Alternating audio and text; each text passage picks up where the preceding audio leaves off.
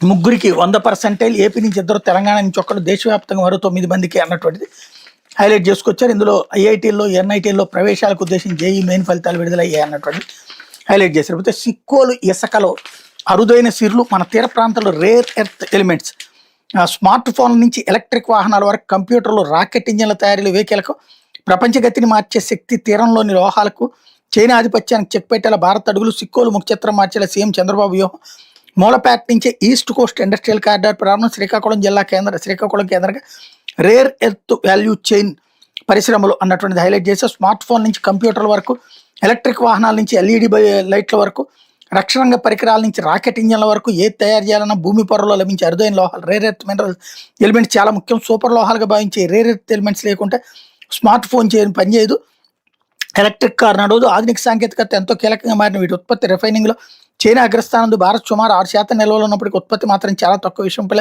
China గుత్తాధిపత్యాన్ని గండిగొట్టేలా Bharat అడుగులు వేస్తుంది. అరుదైన ఖనిజ సంపదను వెలికితీసేందుకు రేర్ ఎర్త్ కారిడార్ని ఏర్పాటు చేస్తామని కేంద్ర ప్రకటించే, దాన్ని శ్రీకాకుళం, విజయనగరం, విశాఖ జిల్లాల్లో ఏర్పాటు చేయాలని రాష్ట్ర ప్రభుత్వం నిర్ణయించింది అన్నటువంటి వార్తని హైలైట్ చేశారు. మన కళ్ళ ముందే సముద్ర తీరంలో విస్తరించున్న ఇసుక తీరులు భవిష్యత్తులో ప్రపంచ టెక్నాలజీ రంగాన్ని శాసించబోతున్నాయి.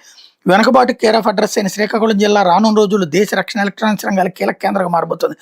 శ్రీకాకుళం సముద్ర తీరంలో ఇసుకే దీనికి ప్రధాన కారణం. ఇసుకే కదా అని తేలిగ్గా తీసిపారేయాల్సిన పని లేదు. ఈ ఇసుకలోని సిర్లు కురిపించే అనుదైన ఖరీదు సంపద దాగుంది.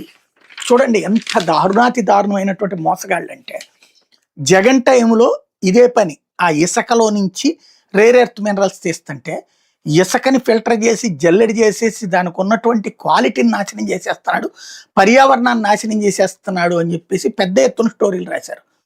ఇప్పుడు వచ్చేటప్పటికి ప్రపంచంలోనే అద్భుతమైనటువంటి మన దగ్గర దొరుకుతుందని రాస్తున్నారు. అప్పుడు అదే కదా జరిగింది. అప్పుడు చేస్తే బూతు, ఇప్పుడు చేస్తే నీతి. అది విచిత్రమైనటువంటి పరిస్థితి. అయితే ప్రభుత్వ కార్యాలయం